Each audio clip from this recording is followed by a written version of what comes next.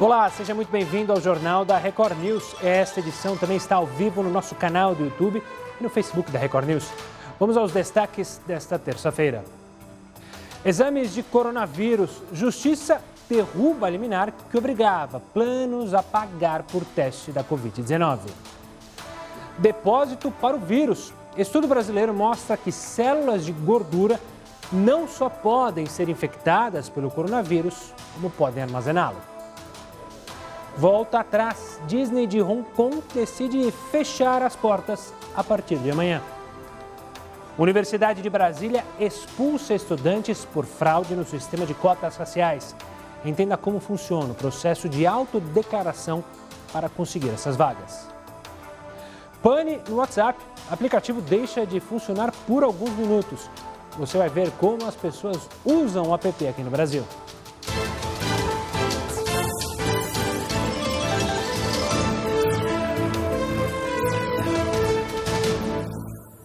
Pois é, o aplicativo de mensagens mais usado no mundo ficou fora do ar nesta terça-feira. O WhatsApp passou por uma pane global, por pelo menos 45 minutos. Você se sentiu atrapalhado com isso? As pessoas que identificaram os problemas perceberam que eles começaram pela versão web da ferramenta que se utiliza pelo computador e depois se estenderam então para o aplicativo do celular. Ninguém falou de outra coisa na internet. O assunto foi um dos mais comentados no Twitter. Até o momento, a companhia não se pronunciou sobre o assunto. E por falar em WhatsApp, ele se tornou parte da vida de muita gente. Minha, sua, do seu vizinho, do seu colega. Aqui no Brasil, nem se fala. O aplicativo está instalado no smartphone de 99% dos brasileiros. Uma pesquisa revela como ele é utilizado por nós. Veja na reportagem. As mensagens chegam a todo momento. Textos, fotos, vídeos e os polêmicos áudios. Tem gente que não o suporta, enquanto outros adoram a opção e enchem nosso WhatsApp com as mensagens de voz. Um levantamento que mostra como o brasileiro usa o WhatsApp revela que os áudios caíram no gosto popular. 56% afirmaram gostar ou gostar muito de enviar áudios. E 57% afirmaram gostar de recebê-los. E pelo jeito não importa se eles são longos ou curtos. Quando não dá para escrever ou é necessário explicar assuntos mais complexos, eles são perfeitos. Também tem aqueles que não suportam os áudios. 20% dos entrevistados dizem não gostar das mensagens de voz. A função foi habilitada em 2013, 4 anos depois do lançamento do WhatsApp. Desde então, usuários no mundo inteiro usam o recurso. Mas o que domina mesmo o gosto do brasileiro dentro do aplicativo ainda é o texto.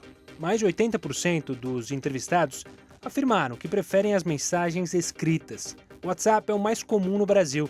93% das pessoas usam o aplicativo todo dia. E também é o primeiro que a maioria dos brasileiros checa ao acordar. 74% dos entrevistados costumam dar aquela olhadinha nas notificações logo após abrir os olhos. O aplicativo ainda ganhou o coração das empresas. Muita gente se comunica com os colegas de trabalho por lá. O brasileiro gosta mesmo de agilidade e diferentes opções para se comunicar. Você sofreu com o WhatsApp hoje? Conta pra gente na nossa live, pelo Facebook, também pelo Twitter, #JRNews. Agora a gente fala do deputado federal e presidente do Solidariedade, Paulinho da Força. Ele foi alvo de buscas de um desdobramento da Operação Lava Jato nesta terça-feira. De acordo com a investigação, o deputado teria recebido dinheiro de Caixa 2 durante campanhas eleitorais. A Polícia Federal esteve no gabinete do parlamentar em Brasília e em endereços ligados a ele aqui em São Paulo. De acordo com as investigações, houve o recebimento de doações eleitorais não declaradas no valor de R$1.700.000 pelo então deputado federal nas campanhas de 2010 e 2012. O deputado, o assessor dele e o genro, que atua no escritório de advocacia, vão responder pelos crimes de falsidade ideológica eleitoral e lavagem de dinheiro. Em nota, Paulinho da Força diz que desconhece os fatos apurados e que as contas foram aprovadas pela Justiça Eleitoral. Por falar em justiça, a Justiça Federal derrubou a liminar que obrigava os planos de saúde a cobrir os testes de anticorpos para o coronavírus. O repórter Pedro Paulo Filho tem mais informações. Uma boa noite, Pedro. Oi, Gustavo. Boa noite para você, boa noite a todos. Olha, essa decisão foi tomada pelo Tribunal Regional Federal da 5ª Região. A medida atende a um pedido da ANS, a Agência Nacional de Saúde Suplementar. O teste que identifica a presença de anticorpos no sangue de pacientes que tiveram contato com o vírus tinha sido incluído na lista de coberturas obrigatórias dos planos de saúde há 15 dias. Mas a ANS alegou que ainda precisa de mais análises de eficácia e do impacto econômico que essa incorporação traria, e que os estudos ainda não tinham sido concluídos. A Associação de Usuários de Planos e Seguros de Saúde vai recorrer da decisão. Gustavo. Obrigado, Pedro. E a nossa pergunta do dia é justamente sobre isso. Na sua opinião, a medida pode prejudicar ainda mais o sistema de saúde brasileiro? Mande sua mensagem para a gente pelo nosso WhatsApp, o 11 942 128 782, ou então pelo Facebook, lá na nossa live, ou no Twitter, hashtag JRNews, e aí você manda a sua mensagem. Claro que você pode se sentir à vontade para comentar os outros assuntos aqui do Jornal da Record News. O governo o governo dos Estados Unidos decidiu voltar atrás e anular a determinação que exigia que estudantes estrangeiros matriculados em instituições com aulas 100% online deixassem o país. A Universidade de Harvard e o Instituto Tecnológico de Massachusetts conseguiram entrar em acordo com o governo americano para reverter a medida. No processo, as universidades argumentaram que a medida era ilegal e afetaria negativamente as atividades acadêmicas. Estudos indicam que algumas pessoas podem ter maior poder de transmissão do coronavírus do que outras. São as chamadas superpropagadoras. O cálculo da taxa de transmissão do novo coronavírus aponta que cada pessoa doente pode contaminar aproximadamente 2 ou 3 pessoas. Porém, essa conta não é exata. Isso porque algumas pessoas pegam a doença, mas não transmitem para ninguém. E outras transmitem para muito mais do que 3 pessoas. Mas o que explica isso? O que torna uma pessoa superpropagadora?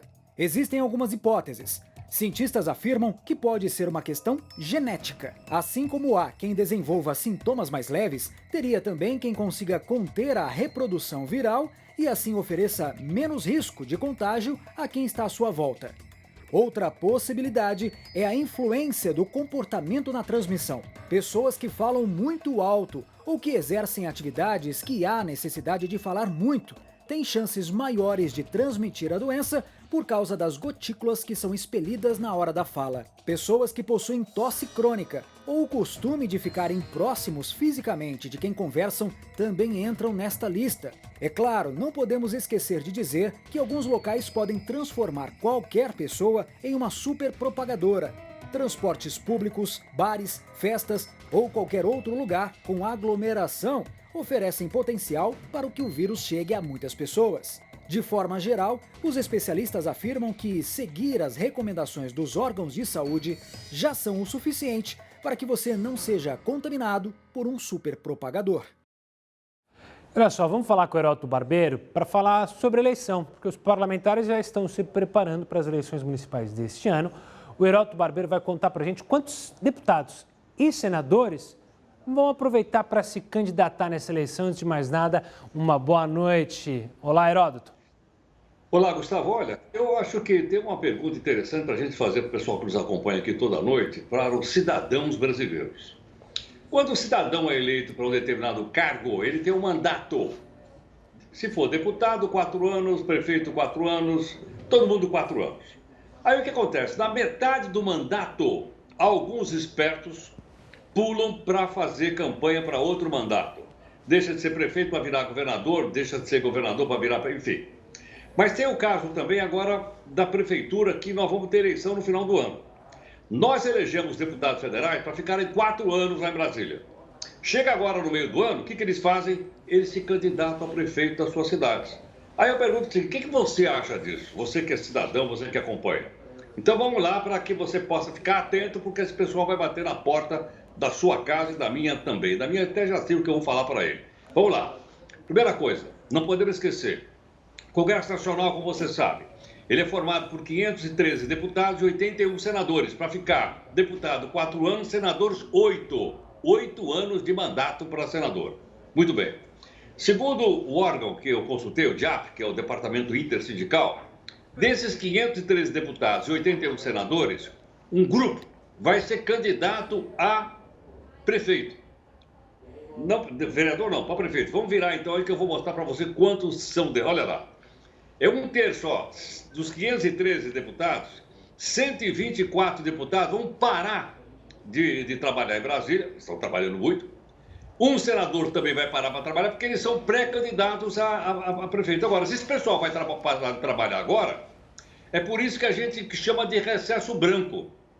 Ou seja, não é porque eles estão ajudando o pessoal deles, não. É porque eles mesmos são candidatos.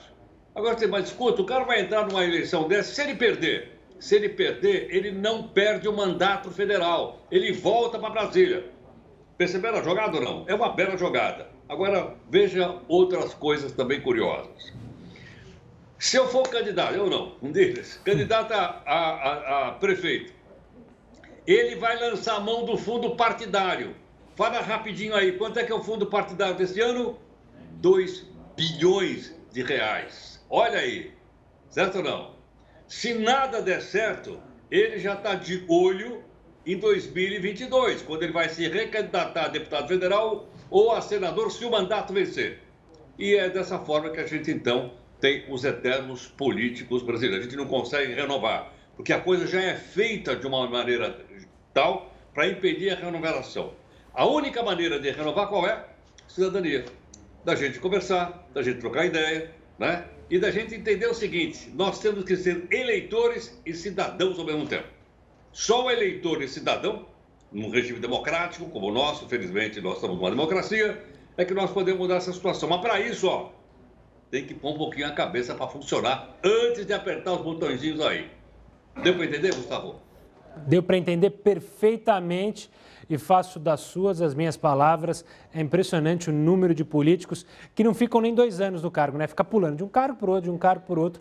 E infelizmente a gente não vê a renovação que o Heródoto falou. O Heródoto volta daqui a pouquinho aqui conosco no JR News, mas também você pode palpitar. O que você acha do seu candidato, do seu deputado virar candidato a prefeito agora, do seu candidato a senador?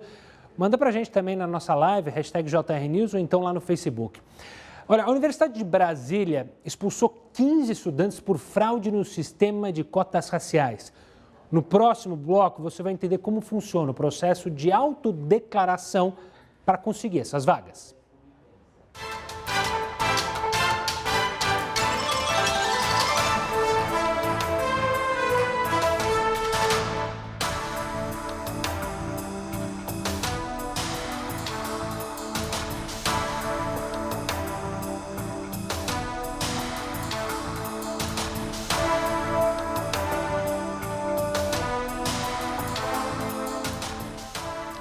Estamos lá para mais a sua participação aqui na nossa live, na nossa conversa durante os intervalos comerciais da TV.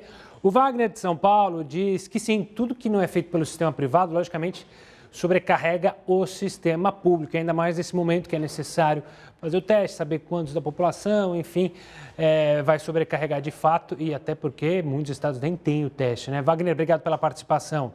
Ana de Brasília, do Distrito Federal, com certeza prejudica, porque com mais pessoas sendo testadas, mais teremos um controle da pandemia. De fato, Ana, obrigado pela participação, ela é de Brasília. Leda, de Porto Alegre, sim, as agências nacionais sempre fazem medidas que acabam por prejudicar a população. Esta é mais uma delas, essa é a opinião da Leda, lá de Porto Alegre. Agora a gente vai até as Alagoas com a Helena, que é de Maceió, diz, acho que não, quem tem condições de pagar um plano de saúde também tem condições de pagar o exame. Não sei não, Helena, a gente tem um número de planos de saúde muito grande, né? Tem gente que sim, de fato, tem muito dinheiro e paga um plano de saúde bom, mas tem gente que paga contadinho o plano de saúde justamente porque não quer depender do SUS, porque sabe da dificuldade, enfim, e às vezes não tem dinheiro para pagar. A gente mostrou, né? São caros os testes, principalmente o PCR é mais caro, não é tão barato, então fica complicado. Mas, de qualquer forma, está ali daqui a sua opinião, Helena. Obrigado pela participação. O Everaldo, de Belo Horizonte, fala assim, pois o governo terá de arcar com os custos dos testes daqueles que já possuem plano de saúde. E é bom lembrar também, para a nossa ouvinte, que muita gente tem o plano de saúde por causa do trabalho. Então, tem ali o plano de saúde com trabalho e tal, não tem dinheiro para pagar um particular de fato. Everaldo, obrigado pela participação. Marta de São Paulo, sim, a população está sempre em desvantagem com relação aos benefícios dos convênios. Essa é a opinião da Marta. Agora eu dou uma olhada lá no Face, com a participação da turma que é Facer e participa com a gente. O Carlos Eite diz, essa história de largar um mandato e ir para outro tem que acabar. Não devemos votar em gente assim. Boa noite, Carlos Leite. Ele que é de São Paulo, você conhece muita gente que faz isso, né? Que se propaga, né? Fica pulando de lá para cá. Adilson Barelli, mudar todos os tipos de cotas para uma única. Pobreza, é a opinião do Adilson Barelli, que a gente vai falar das cotas. A Ieda Souza diz, olha, eu não vou votar em ninguém. Tá aí, é uma opção, mas eu sempre defendo. É claro que a gente tem que escolher para depois não poder ficar falando, poxa, mas tinha que reclamar. Tem que escolher alguém e escolher bem. Boa noite, Gustavo. A Elisete mandando mensagem. O WhatsApp ficou fora? Só uso pela manhã para falar com a minha irmã, que mora em Cascavel. Sou de Ribeirão Preto, aqui de São Paulo. Pois é, Elisete, deu uma panezinha aí no WhatsApp que deixou muita gente desesperada. A Toninha Silva manda aqui pelo Face. Diz boa noite, Gustavo e equipe. Boa noite para você também, Toninha. Senti estabilidade no WhatsApp, mas foi uns 10 minutinhos. O WhatsApp é uma das ferramentas, uma das melhores coisas, que aconteceu na tecnologia, pois uma ligação era cara. Prefiro escrever para exercitar meu cérebro. Áudio só em casos especiais. Ela que é de Guarulhos. Eu assumo que eu odeio áudio. Quando vem áudio de 2, 3 minutos, eu quero esganar a pessoa. De qualquer forma, todo mundo tem seu jeito. Uns preferem escrever, outros preferem no áudio. Em 10 segundos a gente está de volta na tela da sua TV.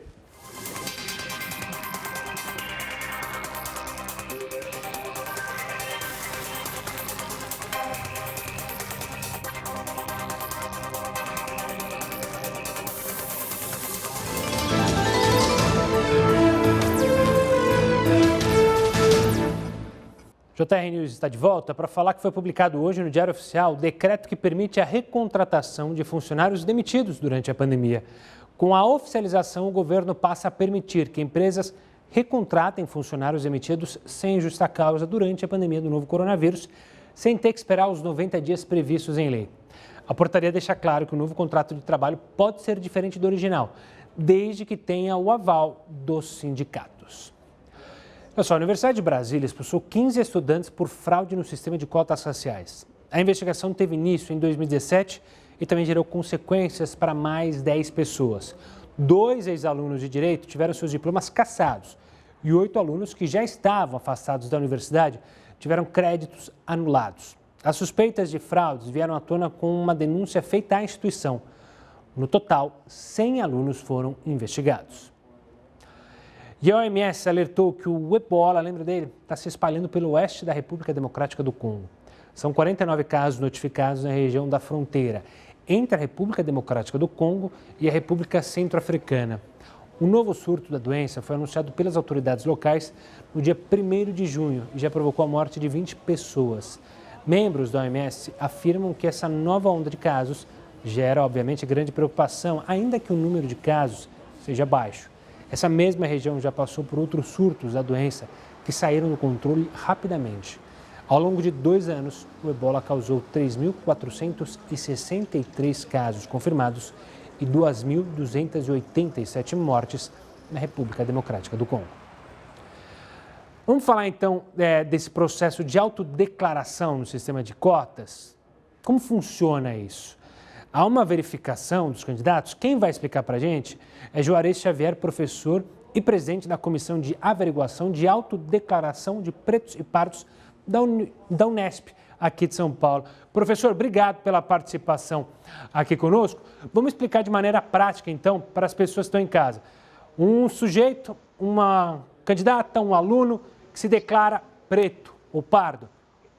Como que passa? Ele passa no vestibular, como que passa esse processo para se dizer, olha, de fato, ele tem direito a usufruir dessa cota?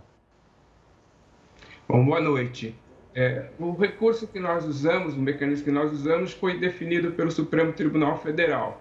O Supremo Tribunal Federal definiu 2 questões importantes. Primeiro, o critério de heteroidentificação, ou seja, toda a autodeclaração precisa ser confirmada por uma comissão que vai fazer a heteroidentificação, e a partir desse processo cria-se uma comissão. A comissão ela vai averiguar os critérios definidos também pelo Supremo Tribunal Federal, que é a fenotipia, aspectos fisionômicos, textura de cabelo e cor de pele. Quando ele faz a autodeclaração na nossa universidade, todo aluno autodeclarado passa pela comissão. Há 2 processos que nós chamamos de processos de redundância. Há uma averiguação feita inicialmente pela documentação apresentada pelo aluno e, quando resta dúvida, nós fazemos uma verificação presencial. Ele vai à comissão, que é uma comissão formada por especialistas, representantes da VUNESP, representantes da nossa assessoria jurídica, e diante dessa banca a gente avalia os critérios a partir daquilo que foi definido pelo Supremo Tribunal Federal. Insisto nesses critérios: textura de cabelo, cor de pele e aspectos fisionômicos. E como tem sido a atuação da comissão? Como você tem sentido? Eu cheguei a ver reportagens e falas da comissão que muitos casos de estudantes que se declararam pretos, a partir do momento que são chamados pela comissão, já desistem da matrícula, é isso mesmo? Quando há um processo de verificação, muitas vezes aquele que é chamado pela inconsistência da autodeclaração apresentada se desliga da universidade. Mas em alguns casos as pessoas vão até a comissão. Então você tem dois processos que se desligam, eles podem voltar a prestar vestibular na universidade por outro sistema, mas aqueles que vão até o final e a sua autodeclaração não é reconhecida como válida, ele pode ser expulso da universidade. E nesse caso, ele fica 5 anos impedido de poder participar do concurso vestibular da universidade. Então, muitos, para não chegarem nessa fase final da expulsão, preferem se desligar. E a quantidade é relativamente grande. Nós tivemos, por exemplo, no ano passado, mais de 150 alunos que se desligaram antes de chegar na fase final da verificação. Então, quando eles percebem a possibilidade de serem barrados para a comissão, alguns alunos desistem de ir até o final do processo, que pode implicar na expulsão e no impedimento de participar do nosso sistema vestibular por 5 anos. Professor, o senhor na primeira resposta falou sobre o STF, sobre seguir os critérios do STF. Eu queria te perguntar sobre esse dado judicial das expulsões ou das... Não sei se eu posso usar o termo expulsões quando é detectada uma fraude. Algum estudante tenta ir à justiça. Como tem sido essa ligação da justiça com as decisões tomadas pela comissão e a justiça, como ela entende isso? A nossa universidade decidiu não processar o aluno, porque a não identificação ou a não adequação da autodeclaração pode ser considerada um crime de falsidade ideológica, que é tipificado como crime. A nossa opção é não recorrer. Muitas vezes o aluno recorre. Os pareceres, as decisões da justiça têm sido favoráveis às nossas decisões, às deliberações feitas pela universidade. Nós temos tido muito critérios, muito cuidados para poder desenvolver o processo, tem vários mecanismos de redundância, não há nenhum tipo de violação do direito do aluno, ele tem o direito ao contraditório, ele pode e deve participar desse processo, todas as fases são informadas e até agora os processos que foram encaminhados à justiça, quando o aluno recorre à justiça, a justiça tem dado, na maior parte das vezes, ganho de causa à universidade. Terminamos agora um processo em que a justiça considerou o processo feito internamente pela universidade adequado, correspondeu às expectativas legais e confirmou a expulsão do aluno após a verificação legal. Então, nós temos tido êxito quando o aluno recorre à justiça em função da seriedade, dos critérios, do respeito e da não violação de direitos dos alunos que caracteriza o trabalho que nós estamos fazendo na nossa comissão. Professor, obrigado, professor Juarez Xavier, obrigado pela participação, pela explicação. Foi um prazer conversar com o senhor, parabenizar também pelo trabalho lá na comissão. Se você se interessou pela entrevista, daqui a pouco vai estar lá no nosso canal do YouTube, youtube.com/Record News. Veja só, cientistas identificaram pela primeira vez a formação de microtrombose em pacientes com coronavírus. A doença é causada pelo excesso de coagulação do sangue. Você vai saber mais detalhes sobre esse assunto, mas é no próximo bloco. Agora eu te espero em mais uma live.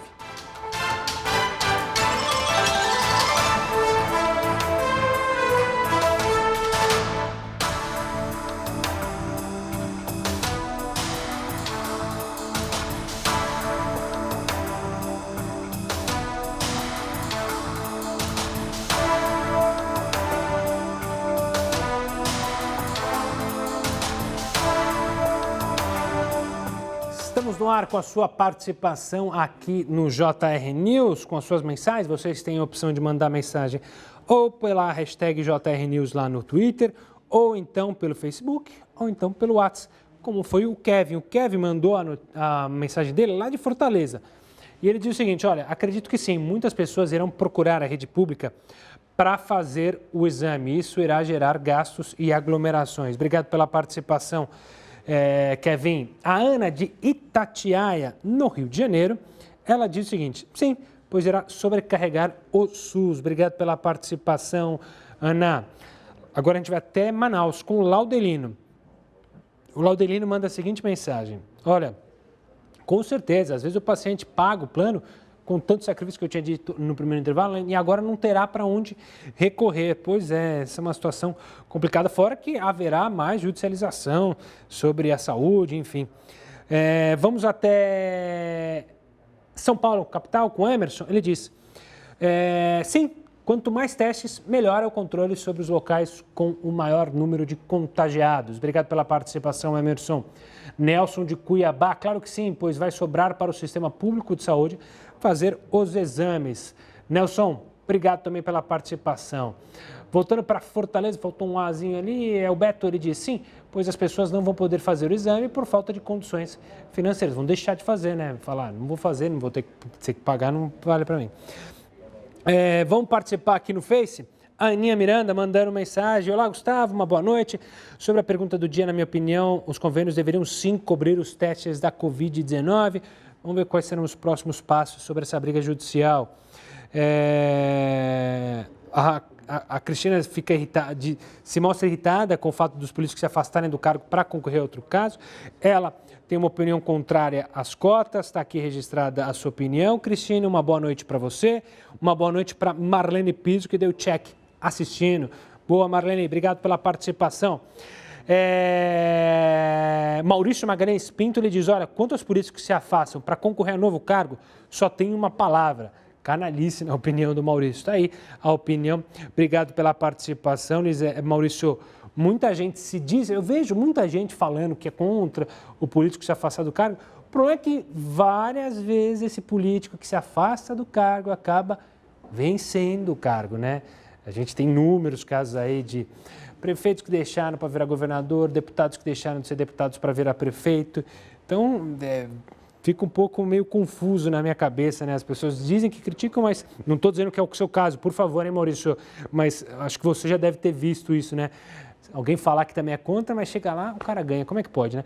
Enfim, em 30 segundos a gente está de volta. Um forte abraço para a Ieda, para o Rogério, para o Célio, para a Ivânia, para a Clarice, todo mundo que está acompanhando a gente também pelas redes sociais.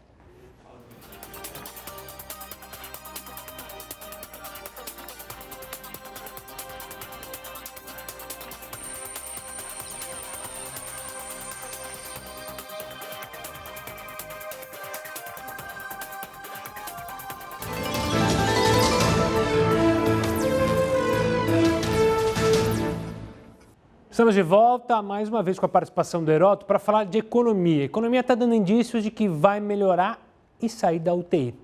Heródoto, traz para a gente as novidades. Cadê o Heródoto? Heródoto, traz para a gente as novidades. Você já alertava ontem, né, que ia ter novidade hoje relacionada à economia. Então, por favor. Olha, Gustavo, tem uma novidade que é o seguinte. Uma quantidade de pessoas que nos acompanham todas as noites aqui pediram para a gente voltar a falar a respeito daquele cartãozinho, daquele crédito que vai ser obtido através do cartão de crédito, através da maquininha que a gente explicou aqui. É uma medida provisória, vai ser votada essa semana no Congresso Nacional. Assim que ela for votada, nós já conversamos na reunião de pauta para convidar um especialista no assunto para vir aqui e explicar, por exemplo, como é que o homem da quitanda, como é que o homem da pizzaria, como é que o indivíduo que trabalha por si só pode pedir esse crédito? Só com o cartãozinho na maquininha. Então, nós vamos voltar no assunto para mais detalhes assim que for aprovado. Vai ser essa semana e a gente vai ter, então, aqui no jornal para poder ligar as questões da economia. Por quê? Porque, logicamente, como você lembrou outro dia, são os pequenos e médios empresários que mais fornecem empregos. E, consequentemente, a economia, para ir bem, esse pessoal tem que ir bem. Agora, a gente sabe que o termômetro da economia, quando a gente quer estar com febre, a gente põe um termômetro debaixo do braço. Quando a gente quer saber se a economia vai bem, a gente olha o PIB, é o termômetro, o Produto Interno Bruto. Vamos ver, então, como é que está a situação do que diz respeito ao crescimento. Olha, Nós estamos falando do seguinte, o produto interno bruto do mês de maio, ele cresceu. Ele foi mais 1,31%. Mas é pouco, é verdade que é pouco. Mas olha o que aconteceu no mês anterior, no mês de abril, quando a economia bateu lá embaixo. E a causa principal foi indiscutivelmente a pandemia do coronavírus. A coisa viu relativamente bem. Quando chegou em abril, olha o que aconteceu. Bateu quase em 10% a queda do produto interno bruto brasileiro. Mas quando os investidores, agora estou falando de cachorro grande, vêm trazer grana para cá, eles querem saber o seguinte, e no ano, como é que fica? Vamos ter então aqui pelo menos três previsões feitas por 3 entidades a respeito do PIB brasileiro. Olha só, não são boas. O Banco Central Brasileiro diz o seguinte, o PIB desse ano vai ser negativo em 6,5%. O Banco Mundial diz não. Vai ser negativo, o PIB do Brasil vai ser negativo em menos 8%. E o Fundo Monetário Internacional é o mais, vamos dizer assim, é o mais pessimista de todos. Diz que o produto interno bruto brasileiro desse ano vai cair 9,5%. Então são 3 propostas, 3 previsões. A melhora do Banco Central do Brasil. Vamos ver se isso acontece ou não. Agora, de uma forma ou de outra, a economia parece que está se recuperando. Vamos ver se vai ter aquele efeito V que a gente comentou há pouco tempo atrás. Não é isso? Uma retomada. Está tendo? Tá. É só a gente olhar aí um pouquinho o cenário econômico, a gente começa a perceber o seguinte. As exportações estão em alta, principalmente no agronegócio. O Porto de Santos bateu o recorde de exportações pelo 5º mês consecutivo, o que é bom para o país inteiro. Está havendo uma reabertura de atividade. Pra você ter uma ideia, hoje eu recebi um recadinho da escola de yoga, dizendo para mim o seguinte, nós vamos abrir na semana que vem. Na próxima terça-feira, lá estarei eu fazendo yoga com a minha professora, que tem 97 anos de idade.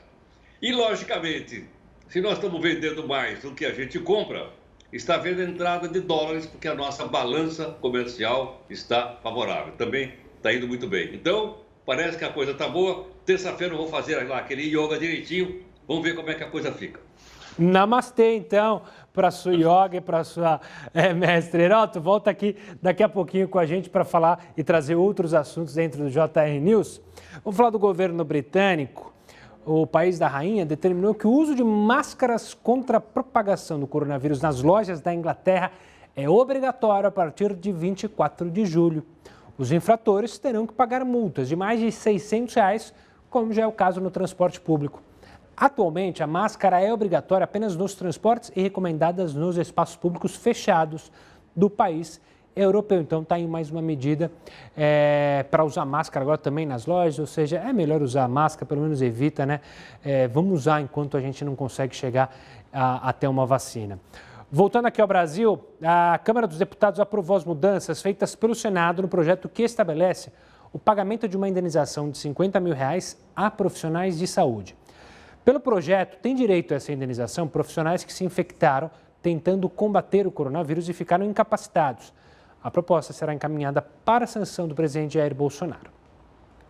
Um estudo brasileiro mostrou que as células de gordura não só podem ser infectadas pelo coronavírus, como servem de depósito para a doença. Daqui a pouco a gente traz mais detalhes sobre esse assunto. Agora eu te espero na última live do dia.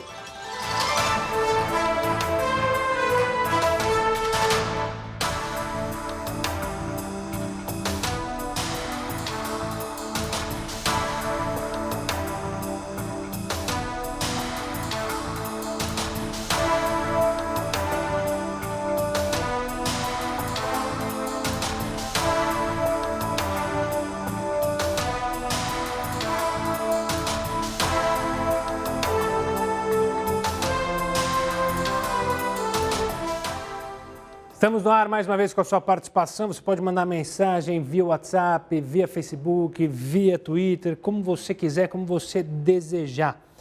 Vamos então até Rio de Janeiro com o Antônio. Ele diz assim, olha, sim, pois o sistema público não tem teste para todos. Os planos de saúde devem cobrir os testes, assim como é com os outros exames. Está aí a opinião do nosso querido Antônio, que é do Rio de Janeiro. Valeu, Antônio. Odílio, São Paulo capital, a gente pegou a ponte aérea. Os convênios deveriam continuar a arcar com os testes, porque cortando só vai prejudicar ainda mais o SUS. Obrigado pela participação. A Regina de Salvador diz: os planos cobram muito caro, devem oferecer todos os exames, o sistema público já está muito saturado. Obrigado pela participação. Regina, forte abraço. Ronaldo de Cuiabá, sim, vai prejudicar muito. Aliás, acho que a maioria das agências nacionais só atrapalham, pelo menos elas deveriam ajudar, né, Ronaldo? Infelizmente, algumas acabam dando umas vaciladas. Ronaldo, obrigado pela participação de Cuiabá. Maria de Belo Horizonte diz: olha, isso é um absurdo. Os planos de saúde cobram caro para, no fim, se negarem a realizar vários procedimentos. É a opinião da Maria, que é de Belo Horizonte. Rosilene, que é do Rio, diz o seguinte: olha, sim, essa decisão pode trazer uma sobrecarga ainda maior para o SUS. Obrigado pela participação, Rosilene. Obrigado a todos que mandaram mensagem via WhatsApp. Dando uma olhada no Face, a Ivânia Mena diz: a economia vai melhorar, pois procuro sempre pensar positivo, melhora até meu sistema imunológico. Pô, a energia positiva ajuda mesmo, Ivânia. E a gente fica na esperança, claro, de a economia melhorar. E é claro que essa economia vai ainda meio claudicante, como diria o outro, principalmente quando a gente ainda não tem uma resposta imediata contra o vírus. A partir do momento que a gente chegar a essa vacina, eu tenho esperança que chegue logo, aí a economia então tende a deslanchar de fato em todo mundo. A Cris Romero manda um namastê também. Ela fala sobre a preocupação com as pessoas acima do peso e o coronavírus. A gente vai falar sobre isso. Aguarda aí, porque é importante o tema. A Silvia Regina diz: olha, pagamos um absurdo pelos convênios, o mínimo que podem fazer é devolver um pouco aos clientes, desafogando o sistema público, eles já ganham muito. Uma boa noite. Ela, a Silvia, que é de Vinhedo, aqui no interior do estado de São Paulo. Em 30 segundos a gente está de volta para falar mais sobre o coronavírus, mais sobre essa saúde e outros detalhes que são importantes na data de hoje. Amanhã eu estou de volta aqui nas redes sociais da Record News.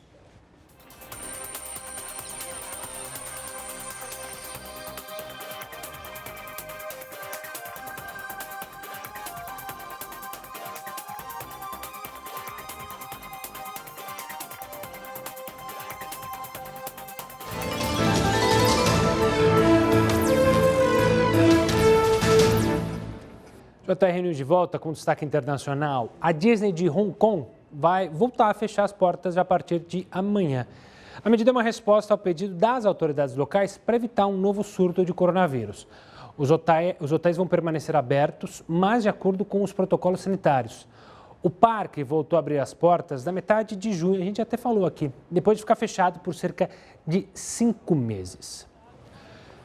Vamos falar de um estudo brasileiro que mostrou que as células de gordura não só podem ser infectadas pelo coronavírus, mas servem de depósito para a doença. O coordenador da pesquisa, Marcelo Mori, vai dar mais detalhes sobre essa importante pesquisa brasileira. Obrigado pela participação aqui conosco, Marcelo. Eu já sabia, ou a gente já sabe, que quem está acima do peso está no grupo de risco. O que essa pesquisa que vocês coordenaram aí traz para entender melhor o vírus, principalmente em quem está acima do peso? Bom, boa noite a todos. É um prazer estar aqui falando um pouquinho para vocês sobre o que a gente vem fazendo aqui na Unicamp. Bom, de fato, se sabe que a obesidade leva a um quadro de inflamação que está bem associado ao que a gente observa em pacientes com a forma grave da doença, né? Uma resposta inflamatória exacerbada. Mas, além disso, a gente observou que a célula adiposa, que é a célula que está presente na nossa gordura, ela é capaz de ser infectada pelo vírus e, ao ser infectada pelo vírus, ela consegue armazenar o vírus por um tempo ali, né? E dessa forma servir como reservatório para o vírus. O que eu me refiro a reservatório é que a gente, no nosso corpo, mesmo os indivíduos mais magros, tem uma quantidade grande de células adiposas distribuídas pelo corpo.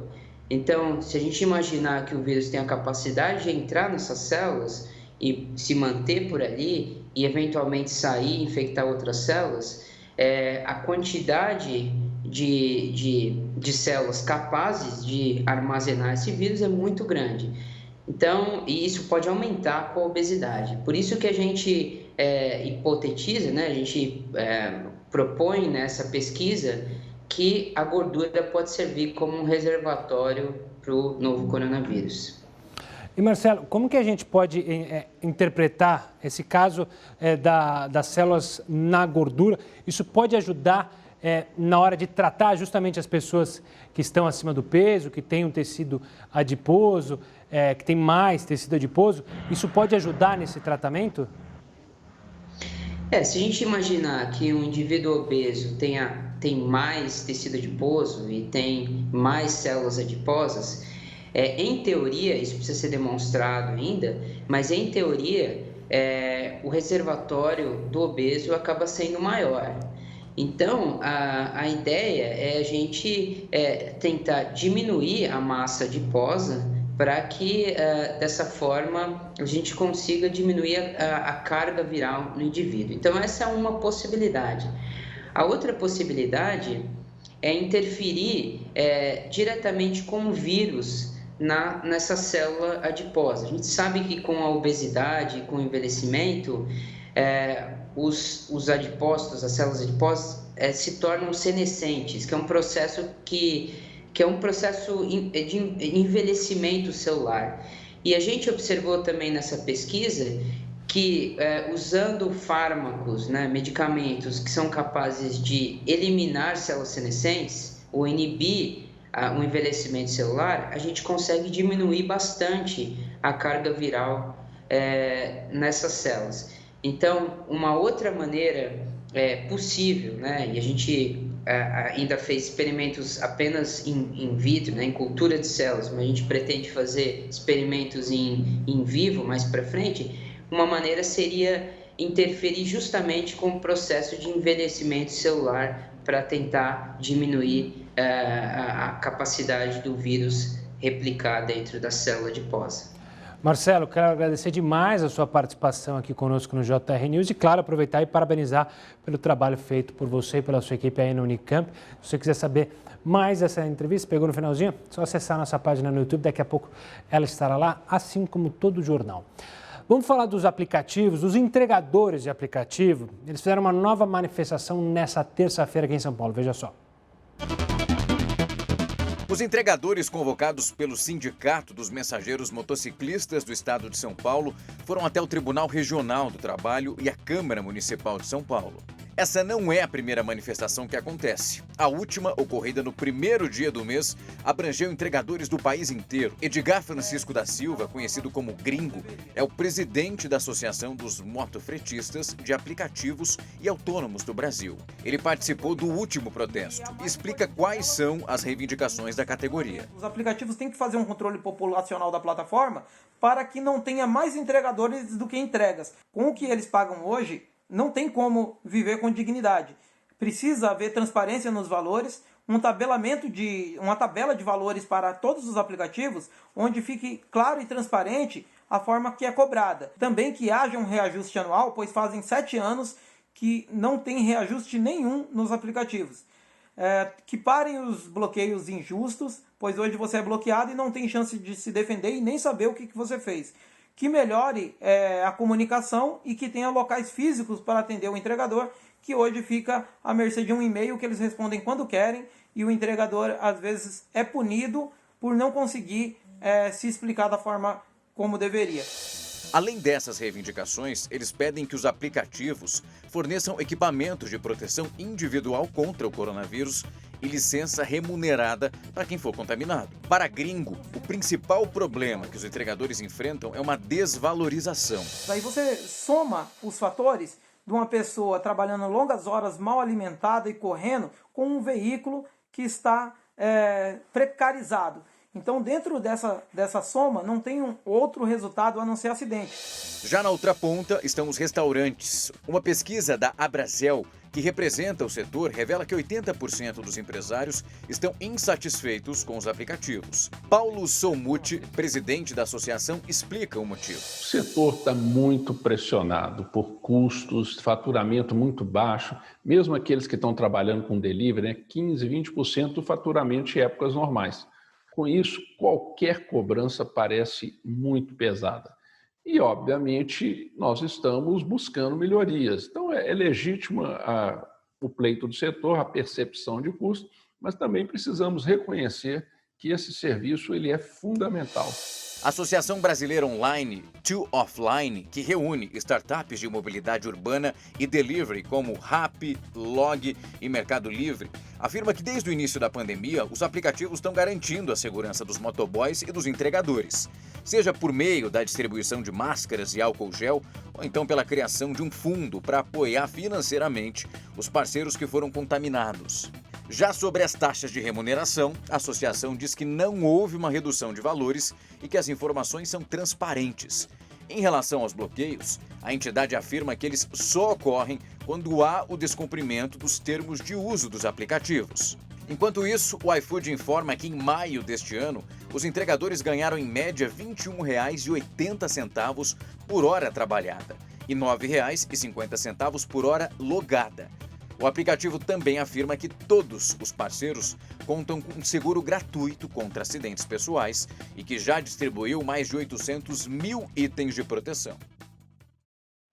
Cientistas identificaram pela primeira vez a formação de microtrombose em pacientes com coronavírus. A doença é causada pelo excesso de coagulação do sangue. Pesquisadores da Faculdade de Medicina da USP, em Ribeirão Preto, registraram a formação de microtrombos em pacientes graves diagnosticados com a Covid-19. De acordo com o estudo, de 13 pacientes hospitalizados, 11 apresentaram a formação de trombos nos pequenos vasos localizados embaixo da língua, que impedem a circulação do sangue. O coronavírus provoca algumas reações muito fortes no corpo da pessoa infectada, como, por exemplo, o acionamento do sistema imunológico e a produção de uma espécie de proteína em excesso.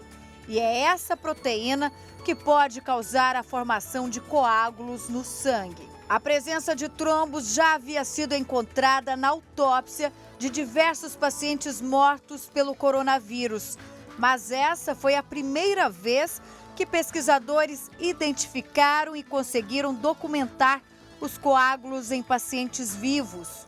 O artigo aponta que a trombose microvascular é generalizada e pode afetar diferentes órgãos. Os que têm maior capilaridade, como os pulmões, acabam sendo mais comprometidos. Pode causar problemas no corpo inteiro, trombose na perna, trombose nos diversos órgãos e, o mais importante, no pulmão, levando a infarto e esses pacientes que têm desfechos terríveis e quadros pulmonares mais graves. No pulmão, esse tipo de trombose pode levar a um efeito que chamam de espaço morto, que é quando existe ventilação, mas há falta de oxigênio no sangue. Ele tem a capacidade de atravessar o alvéolo, que é ali a membraninha onde a gente respira dentro do pulmão, e até o endotélio, que é a célula de revestimento do nosso sistema circulatório. E vai causar uma lesão ali nas nossas artérias e nas nossas veias, nos pequenos ramos. Além disso, causar um processo inflamatório extremamente intenso, que a gente chama de chuva de citocinas. E isso vai fazer o quê? Ativar a cascata de coagulação, que é o nosso sistema de coagulação. Seu corpo vai entender que precisa coagular naquele momento e vai começar a fazer uma geração de vários trombos nas pequenas ramificações do sistema circulatório. Além disso, a trombose microvascular também pode comprometer outras áreas do corpo, como os rins, fígado e cérebro. E também pode contribuir com a disfunção de múltiplos órgãos. Os pacientes que têm realmente o risco maior, que a gente sabe hoje que são sabidamente os grupos de risco, a gente vai ficar um pouco mais esperto neste tipo de atuação e já estão surgindo protocolos de tratamento com o uso de drogas vasculares, anticoagulantes, na ação contra o Covid. Olha, a pandemia trouxe também muitos impactos para o sistema previdenciário. O Heródoto vai trazer algumas informações aqui para a gente sobre isso. Diga lá, Heródoto. Olha, Gustavo, a gente vai voltar a ouvir falar de reforma da Previdência Social agora no mês de agosto, setembro. Por quê? Porque metade dos estados brasileiros não vão ter dinheiro para pagar nem os funcionários, nem para poder pagar os aposentados. Por que razão? Porque teve aquela PEC paralela. Essa tal PEC paralela não foi aprovada no Congresso, sumiu, desapareceu. Ninguém está falando mais isso. Não é? Então, o que aconteceu? Como os deputados federais e os senadores não votaram a tal PEC paralela, eles jogaram no colo dos governadores e dos prefeitos onde tem aposentadoria. Vamos dar uma olhadinha nos números rápido aqui, olha, só para a gente entender que vem aí pela frente. Eu não sei quem vai pagar isso, desconfio que somos nós. Vamos lá. A reforma da Previdência, então, ela tem 11 milhões e meio de servidores, dos quais 8 milhões são estáveis, né? Portanto, é uma quantidade grande. Isso é a reforma da Previdência Federal. Essa foi feita apesar dos debates e tudo mais, etc. Mas vamos para outra informação importante aqui, além dessa. Nós temos o seguinte, uma PEC federal, uma proposta de emenda constitucional feita no governo federal. Ela fez com que houvesse, então, uma mudança com idade mínima, com aposentadoria paga, tudo mais, atingindo principalmente o INSS, que é a maioria dos trabalhadores brasileiros, e os servidores federais só. Não mexeu com os estaduais e não mexeu com os municipais, porque os deputados e senadores resolveram ficar fora disso, porque ia pegar mal. Tem eleição esse ano. Outra informação importante que a gente tem aí pela frente e que certamente vai mexer com o bolso de todo mundo. Ou seja, a Previdência Social, só para ter uma ideia, no país, agora estou falando da federal, estadual, tem mais de 2.000 regras. Se você comprar um livro com essas 2.000 regras, provavelmente ele vai ter um tamanho enorme, vai ter o tamanho de uma enciclopédia, coisa que o pessoal nem sabe mais do que é hoje em dia, mas é mais ou menos por aí.